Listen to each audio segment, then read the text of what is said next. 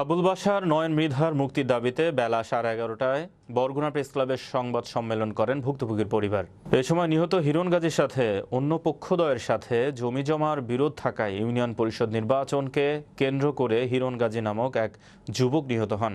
এ বিষয়ে ভুক্তভোগীর পরিবার জানান, বর্তমান চেয়ারম্যান মোহাম্মদ মোতাহার উদ্দিন মৃধার প্ররোচনায় হিরণ গাজীর স্ত্রী প্রকৃত আসামিকে আড়াল করে ষড়যন্ত্রমূলক মামলা দিয়ে আবুল বাশার নয়ন মৃধাকে গ্রেপ্তার করে জেলে হাজতে প্রণয়ন করেছেন। তারা আরও বলেন, প্রতিপক্ষরা তাদের কর্মীদের বাড়ি বাড়ি গিয়ে হামলার ভয় ভীতি দেখিয়েছে।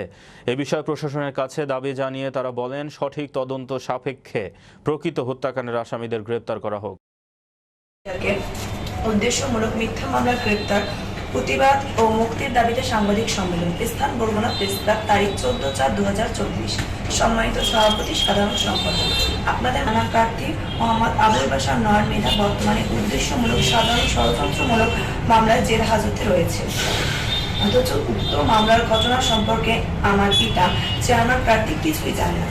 উক্ত হত্যাকাণ্ডের ঘটনাস্থলে আমতলী শহর থেকে 6 থেকে 7 কিলোমিটার দূরে নাস্তাপাড়া গ্রামে অবস্থিত।